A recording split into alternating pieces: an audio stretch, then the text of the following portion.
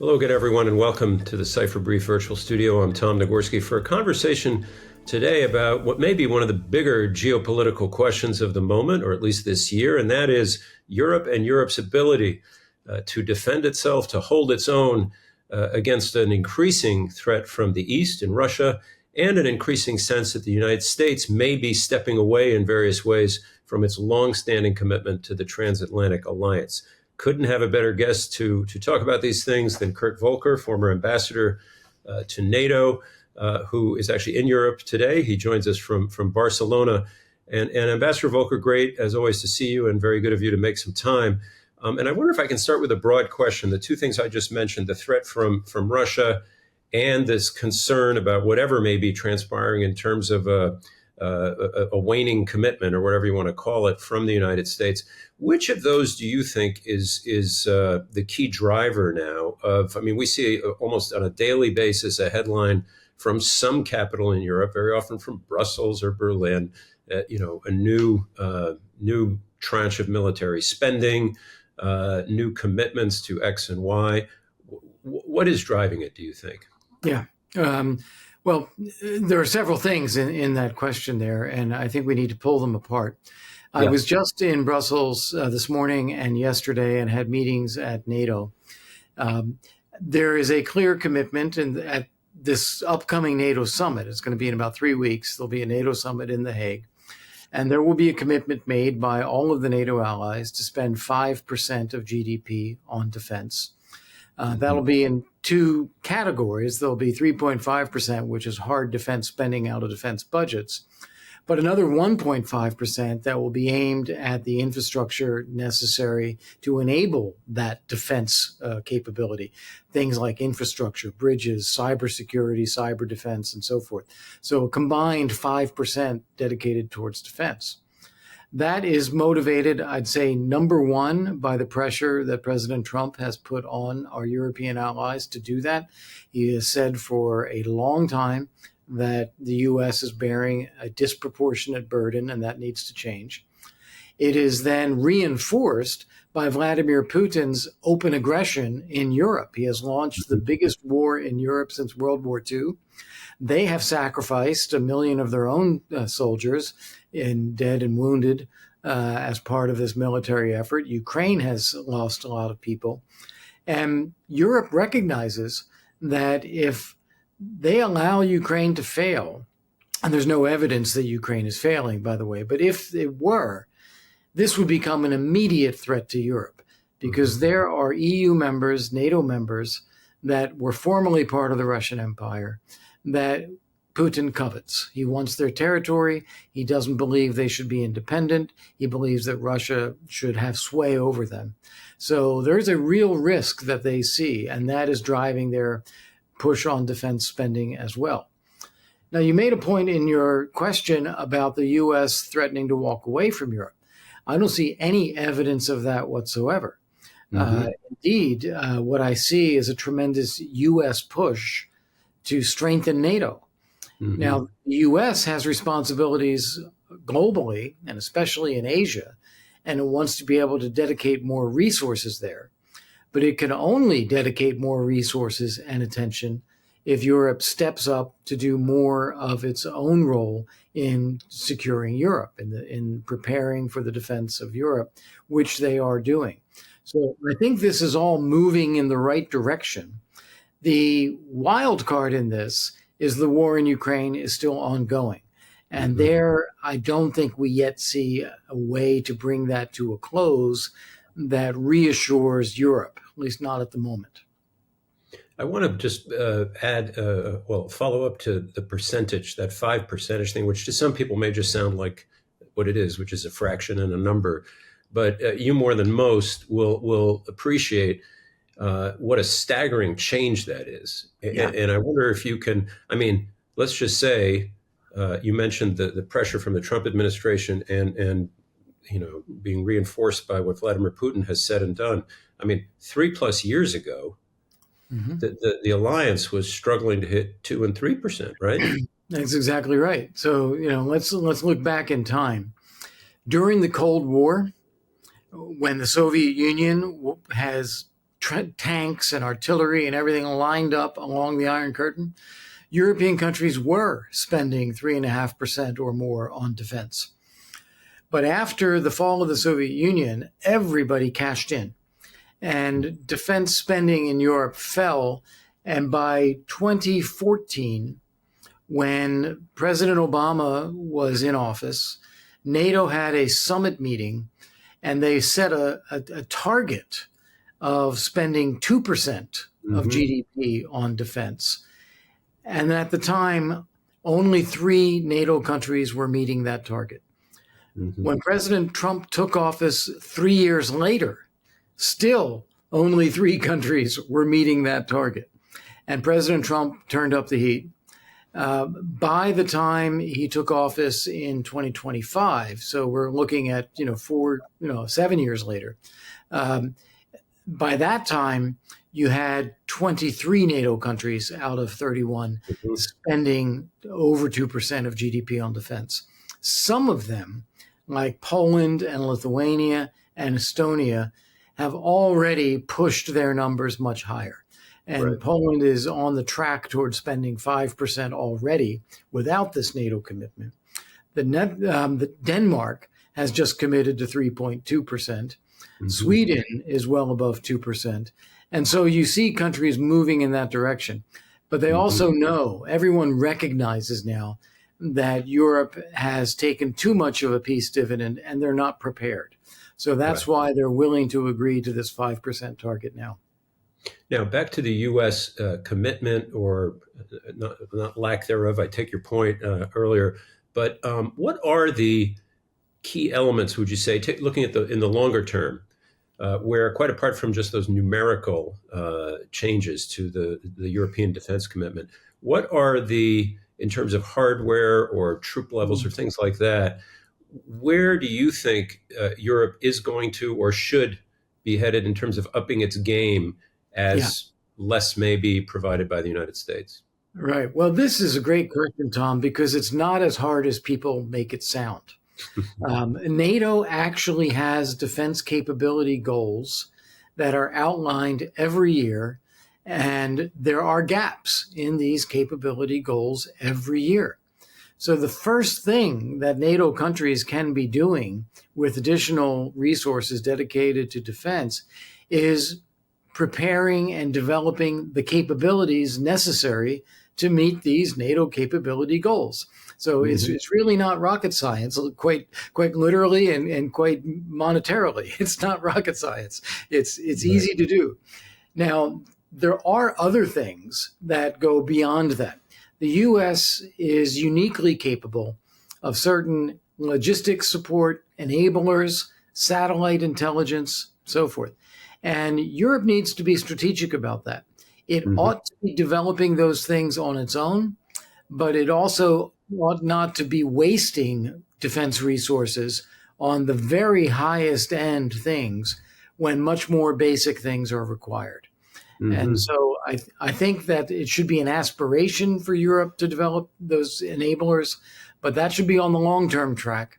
And on the near-term track, we're talking about the nuts and bolts of having enough defense capability, troops, armor, artillery, ammunition, aircraft, helicopters, and day-to-day logistical supply that they're going to need. So I think those are the things. One other point that is important to note is Europe's defense industry has dwindled along with European defense spending. And there is an effort now in Europe to rebuild Europe's defense industrial capability. This is something that will be done by member states of NATO, but it'll also be done by the European Union. And we should all just welcome this. Doesn't matter how it's organized, as long as the additional capability is there.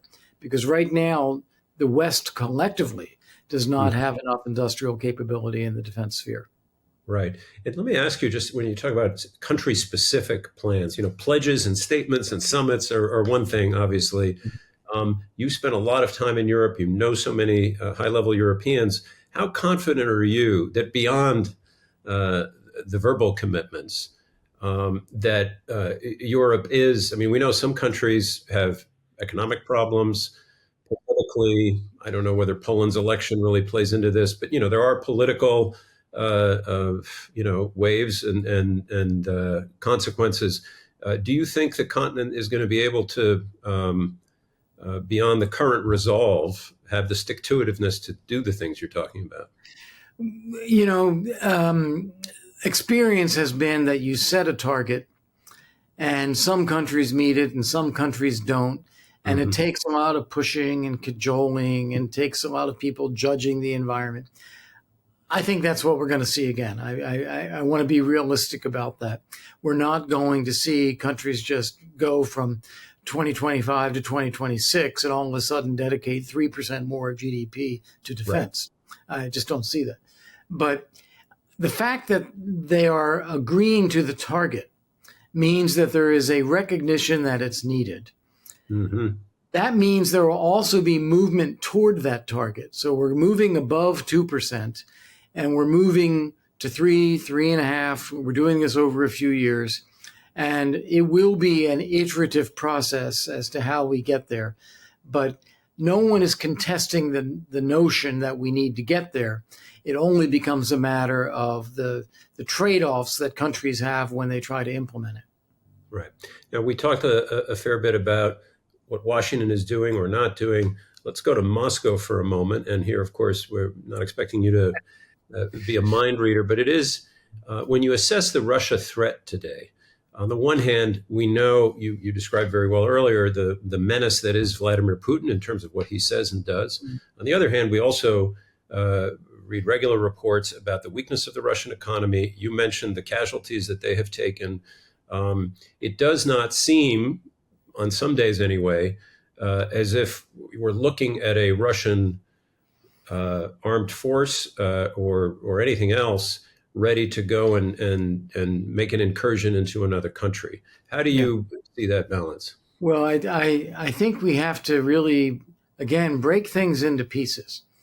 To launch a large-scale conventional armed incursion into a NATO country is not something Russia would want to do today. They are bogged down in Ukraine. Their forces are not trained and equipped and capable where they want them to be. On the other hand, Russia is conducting hybrid attacks against NATO countries every day. Cyber attacks, targeted assassinations, arson, political interference, disinformation, bribery, corruption, you name it.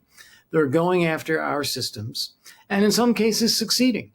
Look at what happened with the Romania presidential election, where they seized upon a candidate who came out of nowhere, boosted him through bots and social media, and got him through the first round of the election in Romania, which caused the Supreme Court there to cancel the second round because it had been so heavily interfered with by Russia. They do this all over the place. So they are very active in attacks, just not the type of conventional attack that we often think about. Now, the Danish intelligence service put out an intelligence assessment about 3 months ago where they were looking at this and they said, let's assume that there's peace in Ukraine. How long will it take Russia to reconstitute capabilities? The conventional capability needed to launch a successful incursion into a small NATO country, obviously like Denmark, but closer to home would be Estonia, Latvia, or Lithuania. That would be within 1 to 3 years. How long would it take to present a regional challenge, something like the Nordic-Baltic region? Well, that would be 3 to 5 years. And a strategic challenge to NATO on the 5 to 10 year horizon. So that's what they're predicting already. And that is based on a period of peace, which Russia uses to reconstitute its armed forces. And I would remind all the viewers here that Russia is currently dedicating 40% of its state budget to the military. That is based on the war and the cost in Ukraine. But they have shifted their economy to support this war footing. So even if there's a ceasefire in Ukraine, which I think is actually likely to happen this year, they will keep up that level of spending and they will put it into their military capabilities. Last question, Ambassador Volker, is about Ukraine. And we've been talking about Europe charting a course a little bit more on its own. You mentioned that there may be a ceasefire in Ukraine. Right now, it seems not around the corner. And of course, that means that Ukraine must prosecute the war or the resistance or whatever you call it on its own. How do you see, we're talking now a couple of days after this extraordinary and long-planned drone strike against multiple targets in Russia. So I guess two-part last question. One, overall, Ukraine's ability to fight with less American support right now. And second, does that Operation Spiderweb change the equation in any way? Yeah. So this is a great question to dig into. First off, Ukraine is fighting Ukraine's war, not Russia's war. Mm-hmm. If they were to fight Russia's war, meat grinder tactics, throwing people at the front line, just artillery wave after artillery wave, they would lose. They don't have the ability to do that. They don't have the people. They don't have the ammunition. They don't have the equipment. That's the way Russia's fighting. They can hold it off, and their drone army, their drone wall, is actually pretty effective at killing lots and lots of Russians as they try to advance. So they are ceding a little bit of territory, kilometer here, a kilometer there, but imposing extraordinarily high costs on Russia while Russia does that. In the meantime, what Russia is doing is using drones, remote technology, sea drones, subterfuge, intelligence, things that are not manpower and heavy armor intensive, but can have a tremendous impact. And so they're fighting smart the way that they're capable of doing, and that is quite effective. When you look at the overall picture, I think you have to conclude that Ukraine is stronger today than it was in February of 22. Yeah. They have 1 million men under arms. They have all this new technology, all the drone technology, all the battlefield tactics, all the experienced forces. So they've lost territory, but they are stronger than they were.